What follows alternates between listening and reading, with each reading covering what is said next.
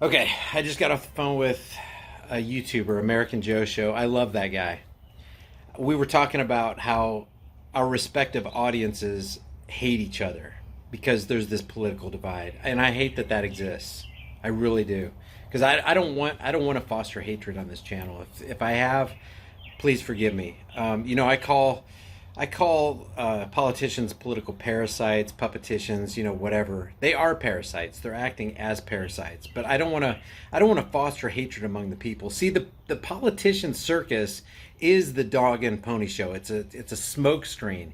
It's meant to distract, deceive, and divide us. That's what mainstream media is about.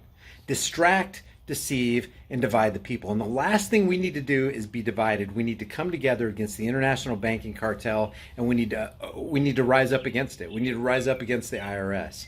So I would appreciate. I mean, like, I can't stop the hate. I can request that it be stopped, but I'm just a human being. I don't have all the answers, but I know the answer. One of the answers is let's stop the violence. And I'm not a kumbaya person either, because people are like, what are we going to do? Sit around the campfire and sing kumbaya? I'm not a kumbaya person. When I say peace and love, I know it sounds pansy. You heard that on the Democrat the debate stage, talking about peace and love. Their idea of peace and love is all intertwined with authoritarianism, which is an ugly, stinking mess. So, I'd appreciate if we just stop the hate and try to understand each other. American Joe, you might disagree with his politics, but he's a freaking human being like you and me. We're all subject to weaknesses and failures, and we have lapses in judgment. I think most of us, thank God, most of us are sane, rational human beings with a compassionate heart. That's becoming less and less, though. It is becoming less and less. When you have 20 Democrat nincompoops, and that's what politicians are, guys. They are thirsting and hungering for the ring of power. They want to control you. If you have somebody in society who wants to control you, they're not looking out for your best interests. What my channel is all about is let's be good neighbors to each other. What kind of neighbor do you want living next to you, or behind you, or beside you? What kind of neighbor do you want them to be? Do you want them to be somebody who every chance they get, they want to exercise some kind of control over you or manipulate you? That's not who you want as a next door neighbor. And it's so easy, I've talked about this before, to be a keyboard warrior and just start throwing out ad hominems and downing people. Having a good society takes effort. Being a good neighbor takes effort. It takes consideration. It takes, you got to stop being introverted. And one of the things that Joe and I talked about was this idea that I always talk about, a reputation-based society. The reason we're moving away from reputation-based societies, and by reputation, I mean just doing what is right, not being pragmatic and just finding out what works, but doing what is right. Though the heavens fall, I will do what is right. What about that mentality? What is wrong with that? People are always saying, oh, yeah, Brian, well, without government, who are going to build the roads, the schools, the bridges? How are we ever going to have clean running water? We're going to die if we don't have government. They used to say that kind of stuff back when there was slavery. Without the slaves, who will pick the cotton? Guess what? The cotton's being picked. But the problem is, now we're all on the plantation because we're all slaves of the international bankers, and nobody's talking about it. Not one person that you see on the debate stage, Republican or Democrat, will ever talk about anything substantial having to do with eliminating the Federal Reserve international banking cartel, the Zionist banking cartel that controls you and me. The domestic terror cell known as the IRS that controls you and me. You're not making money for yourself. Let's say you get taxed 30% on your income through the stupid income tax from the 16th Amendment. 30%. 30% of your income goes to somebody else. That means 30% of the time that you spend away from your house working, 30% of your 8-hour shift, 30% of your 40-hour-a-week shift, 30% of your year, 30% of your lifetime is taken by somebody who's helping themselves to your stuff. And you can do nothing about it.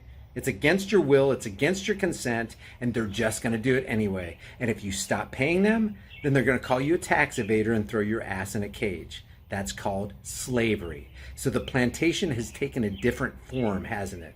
Because we all refuse to be a reputation-based society. It's so ridiculous that anybody is taking the Democrat debate seriously. They're trying to out-left each other. They're trying to impress people with how much of your money they're going to give away for their programs. Bernie Sanders wants to give you free universal health care as a basic right. Elizabeth Warren wants to wipe out all your student loan debt. The Green New Deal seeks to exact $93 trillion that we can't afford to make Earth a better place, because we need government to make Earth a better place. Everybody's got their little plans, their little expensive plans to take more of your income to make themselves look good. Political, power-hungry parasites. So the last thing we need to do is bicker among ourselves. The last thing we need to do is become more polarized. The reason people are sitting in front of their television sets taking these stupid politicians seriously on this Democrat debate stage is because we've created an entitlement society who says, yeah, I'll take that free universal health care. I'll take the wiping out of my student loan debt. Oh, is there food involved in the deal? I can get some government cheese. Really? Oh, Andrew Yang wants to give me universal basic income? I'll take $1,000 a month. You kidding me? This is great. An entitlement geared, wired society is a garbage society. They only care about themselves and what they can get out of it.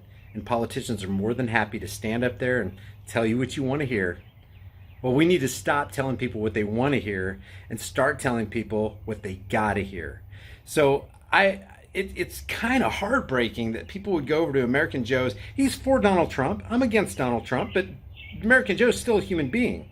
Whatever happened to setting brushfires of freedom in the minds of men? Let's stop being pragmatic and looking at the things that'll work. You want roads? We'll have roads without government. You know why we'll have it? Because people want it. There's a demand. And when there's a demand in the free market rises to the occasion. But the problem is we don't have a free market these days because we have a centralized authority with a monopoly on force and violence. How about we just stop the force and violence? That'd be a great first start. And if you want to just, instead of jumping in the deep end, why don't we just say, let's decentralize governments and go to the 10th Amendment where the states are their own little governments. So if you don't like that, you can go to the next state. But right now we can't because we have a centralized authority with an FBI and an ATF and a DEA, and they're all over everything. When you see a quote unquote mass shooting, who moves in for the kill? It's the FBI. You have a federal police force coming on the scene. Why doesn't the state just deal with it? Why doesn't that county just deal with it? Because we have a federalized monopoly.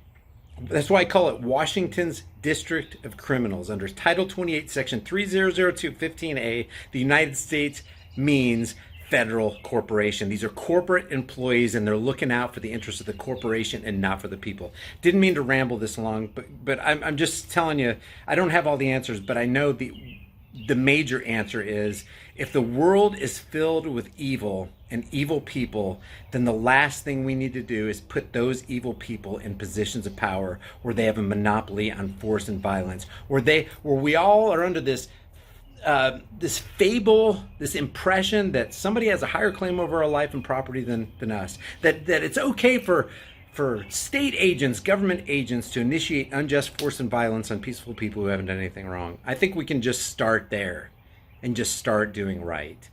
Leave your comments about this for the world, the Google Thought Police, and everybody who thinks it's okay to initiate unjust force and violence on people who haven't done anything wrong in the comments section below. I'll see you guys in the next video.